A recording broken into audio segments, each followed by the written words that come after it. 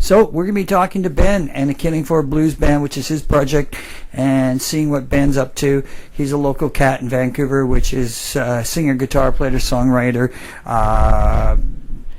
booking agency. He has all kinds of interesting. So he has a good feel of what's going on in the industry in Vancouver and the music scene and all that, and how we'll be talking to him about being a booking agent, talking about his music, talking about his influences, and all kinds of cool things. So we'll be talking to Ben and talking about his band and his, well, he actually has two projects. So we'll be talking about both his projects. All right, so hang in there, and we'll be talking to Ben in a second. How long have you been playing with this project, your own project? How long have you been doing this for? So we're talking about the Killing for a Blues Band. That's right, yeah. So I started that one in 2011, inspired just by loving, 60s British blues. I can name a few bands: Cream, maybe Peter Green's Fleetwood Mac, and also really liking, 50s Chicago blues. Oh, right on, yeah. So that would be, I guess Otis Rush, Howlin' Wolf. We got the Killing Floor name from the Howlin' Wolf song, Killing Floor. Yeah. And so, if you want to backtrack a little bit, when I've been playing guitar since 1992, so it's 2019. Okay. And so, what inspired me to get playing guitar was, probably listening to old Beatles records and watching Beatles stuff on TV. Right on. So then, I don't know how I really got into the blues. I can't really have one particular pinpoint. With the Killing for a Blues Band, our next show will be November the 15th at Pat's Pub. Right. It'll be us with a couple other bands. Good stuff. A couple of Vancouver bands. So that'll be Saints and Sinners, and I've got one other that's to be confirmed. Right on. So those are your influences, and so you do what covers do you do that influence you? I'm trying to remember. You do Spoonful. I remember hearing Spoonful. Cool. Yeah. Okay. And the Spoonful song really, I was trying to do it more like the way Cream did it, rather than the Howlin' Wolf way of doing it. And I'm sure that there's lots of ways that various artists have covered it or done it, right? Yes. Spoonful is one of them. What's another big inspiration to me? The song "Killing for It," right? Like when you after that. Yeah. We recorded that song in 2015. I had different guys in the lineup than I do now. Sometimes, as you know, it's a bit of a revolving door sometimes. Yeah, it's a juggling act, yeah. Band members and bandmates and stuff like that. That's just kind of how it is. Yeah. So yeah, those are the two songs that, really kind of inspired me. Cool. And originals, do you write too? I've heard one of your originals I kind of like quite a bit. It's pretty cool that you play every time. Right. We recorded that one in 2015 too. That one's called Funk and Lowdown. I wrote that one many years ago. Right on. If anything, it's influenced or styled a little bit after something like Jimi Hendrix, Purple Haze. Right. With maybe some, kind of blues influences thrown in there. Right. And so that's one of my originals. I mean, with the way that I set up the Killing for a Blues Band, Joe, it's not really set up to do original songs. I've written a lot of original songs. Yes. I don't know if I mentioned to you, I've got another little project I'm working on that's where I'm actually the bass player for this project, so that's kind of different for me. Yeah. I've been a guitar player for a long time. Been trying to learn the bass as a bass player, not as a guitar player. Yeah, exactly. There's a difference. Huge difference, yeah. Right? So, we're actually doing a show on this coming Saturday night, October 5th, at Pat's Pub. Okay. We're called Tainted Kings. Okay. Oh, cool. And what is it? Bass, guitar, drums? What does it all include? Yeah, so it's just a three-piece with a senior guitar player, a young guy named Ralph, who's actually really, really good, and our drummer, Andreas, is going to be there as well. Oh, right on. So we're a three-piece. It's a three-band show. It's going to be us, another Vancouver band called the Acoustic Ghosts, Right on. who will also be very good, and another. Well, it's all Vancouver bands.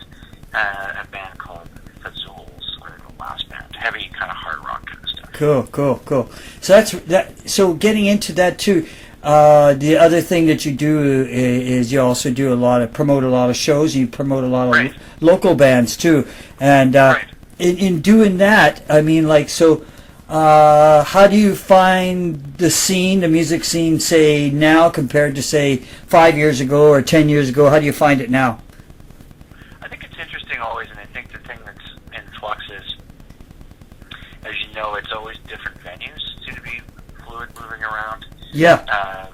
People come in and out, or venues come in and out, and Vancouver's always been a challenging place sometimes for bands to get shows, for bands to get started. I kind of have the mainstays. I work with my company, which is called Elevator Music and Promotions. Yeah. I started that in 2007, just purely for the sake of wanting to promote live music. It was another way to stay involved with live music, which I like doing. And a chance to be on a little bit of a different side as a promoter, which is kind of a natural progression when you've already been in a band and you're booking your own shows. And, as a promoter, I think I try to carry that experience across, take a small cut of the door. And so the next show I'm doing that's promoting actually is the one I put together on Saturday night that we've already talked about. Yeah. I tend to work that spot fairly regularly, up 340 sometimes, the Fairview sometimes. Sometimes I'm doing out-of-town shows with my own band. Yep. Which is a little bit different. You kind of get out there on the road. Yeah. Do a bit of traveling. And So how do you like the road as a musician traveling on the road? Do you like doing one-nighters, or what's the experience for you? It's interesting to see what it's like for. I'm not a consistent guy who's touring all the time or has other commitments. Yeah. It's kind of nice to get out there and sort of try it out. I mean, there's challenges on the road. I mean, it's in terms of pay and stuff like that. I mean, the one thing I've never done is I've never done a cross-Canadian tour. I've never, beyond, doing shows outside of Vancouver in BC, I've never progressed farther than that out, right? So that's something I've kind of always wanted to do. Whether I ever actually do that, we'll see. Yeah.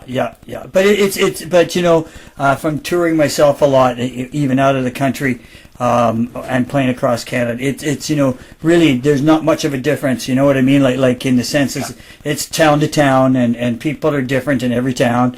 The cool thing is when you play someplace, and as you play someplace and people don't know you, but they have a really good time, and that kind of tells you that. Yeah, I think that's a big test for anybody, right? If you go to a place with an audience where nobody knows who you are and you impress the audience, that's kind of what it's about.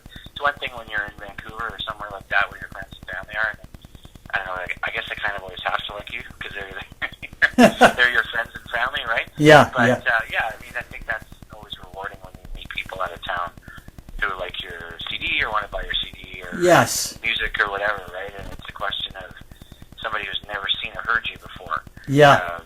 And you make an impression, so that's always interesting.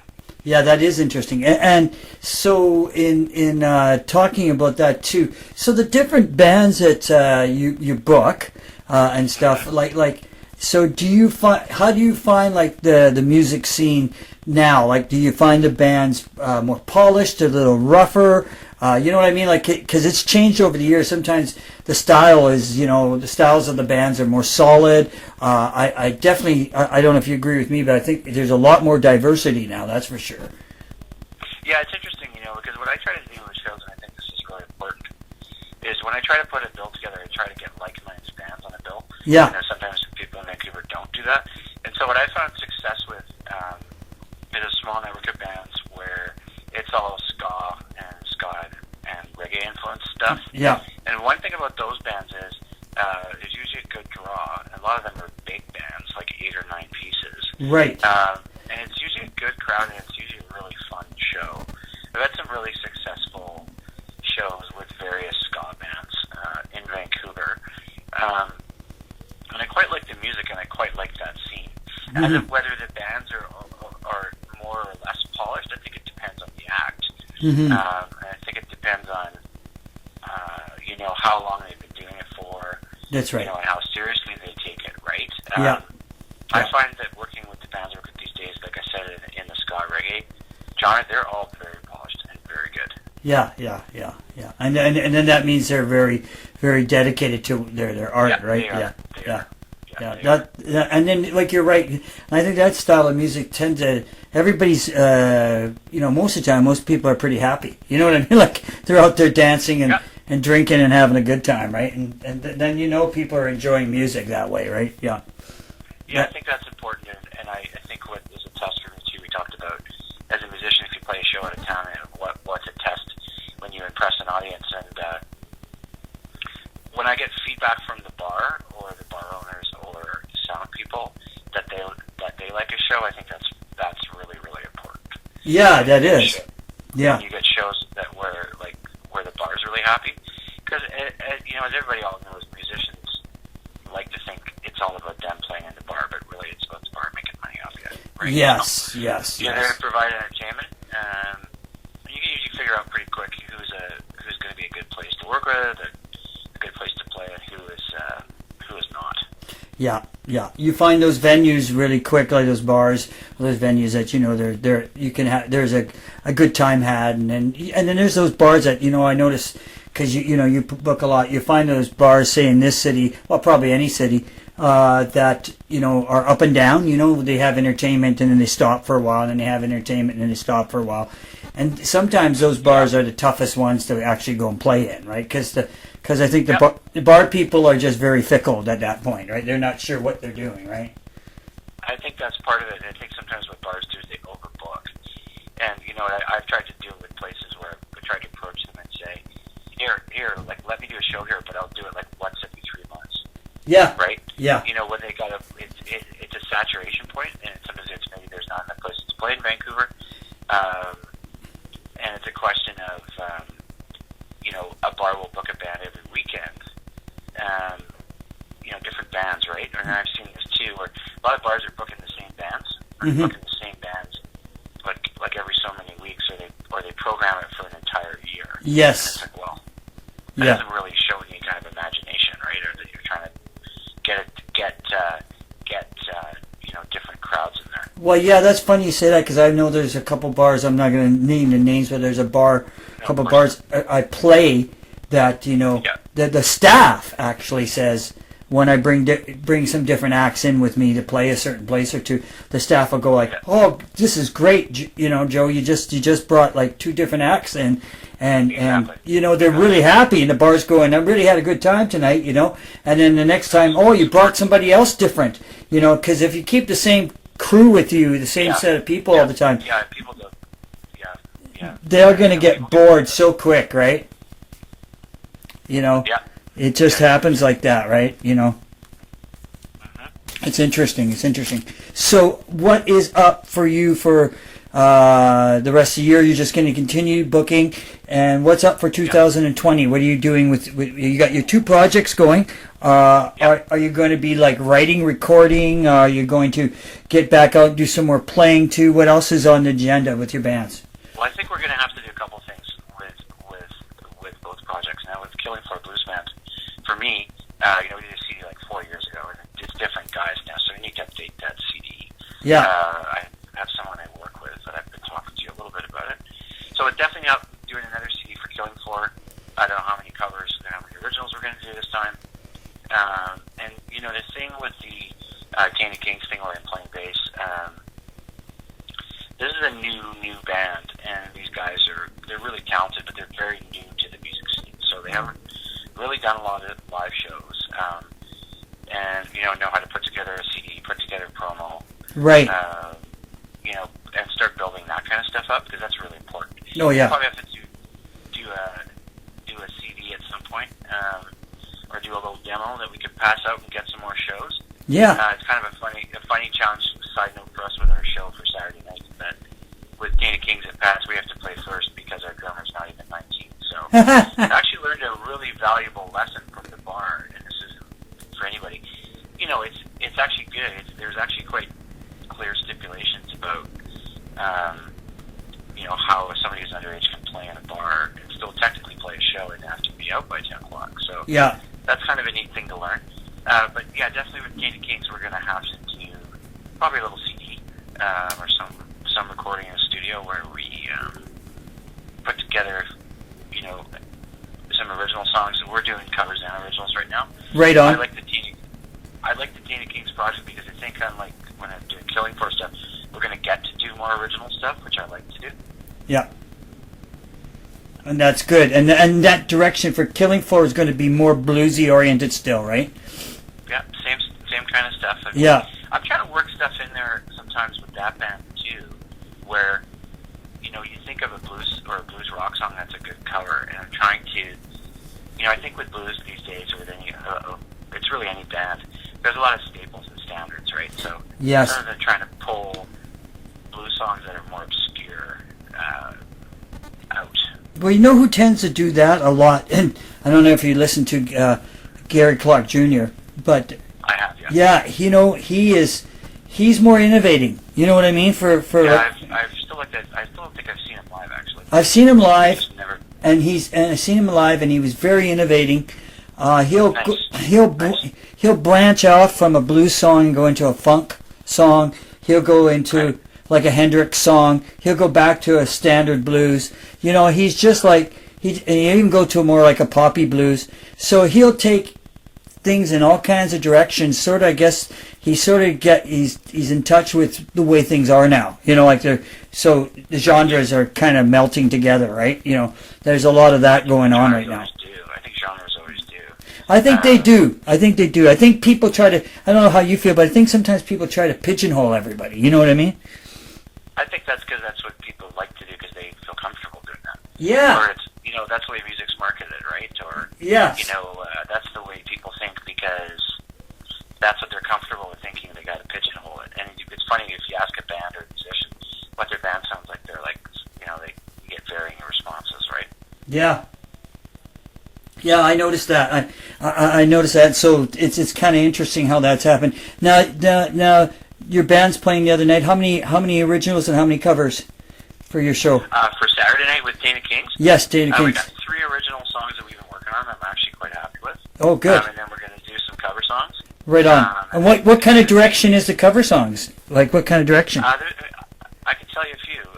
There's Slash and Slash featuring Andrew Stockdale's song "By the Sword," Yeah. which is a great song. And I actually didn't know much about that song until I actually started working with these guys. So Right. I've learned some cool stuff. We're gonna do a Weezer cover with "Say It Ain't So." Right. We're gonna do what else we're gonna do? I think we're gonna do a standard like "Hey Joe" probably. Yeah. Hendrix, and then 3 of our originals, and I think we got about 9-10 songs together that we got really, really solid, just to get them ready for the show. Because I'm trying to help everybody in the band who's new, kind of guide them towards it. You got to have a set list of set songs, and you know we got to have about 40 minutes, and you know that kind of thing. Yes. Yeah. Yeah. So that's kind of how that's working. Yeah. So basically, the 2 players in the band are young. They're young players. Am I right? Yeah, I mean they're young players. There's a fair age gap in between us, but I would say that the age thing, we kind of joke about it, but it's actually like musically, we're very much on the same page, which I actually really like, because it's been kind of different to work with someone who's that much younger, who, you know, hasn't done some of the stuff with music that you've done, and they're kind of keen. They always want to practice every night, and I'm like, well, guys, I don't really practice every night, right? Like, you have set practice nights, and it's like, okay, I'll be there for 2 hours, and then I'm gone, right? And it's like, let's go through the set list. We got to hone the songs. Yeah. We got to work on beginnings. We got to work on endings. We got to work on certain sections, right? So it's been really good for me. I sort of feel like to try and help kind of guide them in a few things, And that's great. Like I said, though, they've taught me some cool stuff too. Like Yes. for whatever reason, I just never even listened to the song or never even registered, right? But we're doing Red Hot Chili Peppers' Other Side, so that's kind of a challenge when you're a bass player trying to do Flea. Yeah, for sure, because he's from the Chili Peppers kind of licks, and that's not my style of bass playing. Yeah, so, yeah. I've enjoyed having to, look at music kind of differently rather than just being a blues player. Yes, of course you would. Yeah, and that's very cool. So it's very cool as you being, doing another instrument. You're getting, another feel and a retrospective of how things, how you do things, right? I mean, like, when you say young players, like, I got 2 young girls in my band, right? As you know, and it's surprisingly sometimes, they got a lot to say, and when they. Yeah, I don't think you should discount people's age. I mean, age. Yeah. To me, does not equate with wisdom. Sorry, or well, I'm older than you, so I'm smarter than you. Yeah, exactly. Really work like that. Yeah, right? I have to agree with you. So with these guys, like, I was like, well, are they, can they play instruments? Like, they're actually quite good. Hopefully they won't listen to this, but no, I'm kidding. Actually, I know. They're actually quite skilled, and I'm actually really impressed. Yeah. And I found them. It's kind of funny because I saw they were putting up ads around North Van where I live that they're looking for a bass player, and I was like, oh. And I talked to my wife about it. She's like, yeah, you should check it out. And I'm like, it's actually kind of cool because we rehearse in North Van a lot of the time, and so it's like 5 minutes from my house, and it's just been a great experience. Yeah. Playing music, doing something totally different Well, than the other project I've done for like 8 years, right? Yeah, and that's like I do. Like I'm like you now. I got 2 projects going, right? And it's refreshing that way. When I songwrite, I have, like, I've had a couple of people ask me. They say to me, "How come you got 2 different bands you play in? What's the deal?" And I says, "Well, I songwrite, and so my songwriting can get better. I just don't want to write in one style." I says, right. And I says I could write a country song, but I would have no use for it. You know what I mean? Like I don't. So I write if I have time for something I want to do, right? So I says I write a few different genres just so I can become a better writer. It has nothing to do, because then you're talking about songs. Then that's songwriting's exactly. different, right? Exactly. Totally different. And what I would say with Ten of Kings too is, we've been doing original songs, and these guys have been crafting some really cool original stuff to play as a bass player. Cool. Really interesting, right? It's when I first started playing music before I did Killing Floor, I played in other bands. All I did until Killing Floor was do my own songs or original music with a few covers, right? Right. So when I started doing Killing Floor, it was strictly all blues covers. Right. So now with these guys, we're kind of doing original songs, and I really get excited to be able to play 2 or 3 of our own songs, which I think are great songs. Good. That's good. And I mean, like you said, and I can hear it in your voice, like you're really excited with these guys, right? Yeah. I mean, that's a Totally different. And you know what? That's what you want to do. Like, you want to do things that make you feel good too with music. Because if you're getting just caught up in the same old thing after a while, boy oh boy, it becomes a problem, right? I mean, I've even with my project, we're changing the direction of the songs. And people just went, "Wow, why are you doing that?" Because I said, you know what? I'm just not enjoying this anymore. The same old banging head song. I'm just sick and tired of it. I says, I have fun doing it, but guess what? I would like to try and experiment and change the style a bit. I said, not because I think we have to, just because I think I'll probably have a better time. And you know what? I'm actually having a better time. So. Yeah, that's important, right? I mean, it doesn't mean I'm not taking away anything I'm doing with playing Killing Floor. It's really my passion project. But yes. And what I've tried to do now is I've got so many songs that are staple songs that I've done since the beginning. And with the guys I'm working with now, it's like, let's try and do a bunch of different tunes. Do some obscure stuff. Like, I want these guys to bring in some songs as well, right? Yeah. Where you have the opportunity to try some different types of blues songs. And that's important. Yeah, that's important, because then than the different type of blues songs. It's very important. We're doing that in the Saints too. Like, you know, I'm taking, we're changing. If we do a cover tune, we don't do the same cover tune. You know, like a standard anymore. I'm refusing to do standards anymore. You know, like I'm just like, you'll go to see. I don't know, somebody like Steve Kozak or somebody, right? And Steve will play the standards, right? And he plays them well and does a good job. And the thing is, though, he's playing the same standards. So is this guy over here that we know. So is this guy Tim Hersey over here. And after a while, you go like, you know what? There's no room for me to play this stuff here because they're doing it. Been doing it for the last 10 years. I'm getting tired of this, right? I understand. Yeah. No, I hear you. I mean, Steve does that regular Wednesday night blues thing at Pat's, and it's great. And there's a great crowd there, and there's a lot of the same guests. But I think you're right. I think sometimes you want to do some different stuff. Yeah, you want to change it up. You know? Yeah, I agree with you. No, you definitely do. Yeah, you definitely want to have fun with it. That's for sure. Well, I'm going to let you go, Ben, and that Thanks, Joe. it's been a fun conversation, and we're going to have to do this again too, because I enjoy talking to you. Sounds good. Yeah, I know, and your show is what, tomorrow night or? It's this Saturday night, October 5th, Saturday at Pat's Pub with Change of Kings. Okay. What time does it start again? It starts at 9 o'clock. Covers $10. Okay, I might pop down. Yeah, you should. Yeah, if I'm not doing nothing, I'll be down there. Okay. All right, Ben, take care. Talk to you soon. All right. Bye. And that was Ben Abel. He has 2 projects going. I didn't know that. And if you hear the dates and everything, that's like October. We do interviews like months ahead. But I'm sure you can catch Ben in Vancouver with both bands in the next little while in the new year.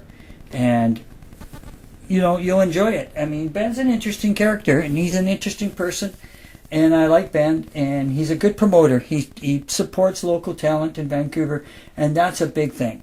So, this is Izzy Dakota Jones, not Joe, Izzy Dakota Jones, with The Art of Doing 2020, and we got some interesting guests coming up in 2020 for you. Yes, we do.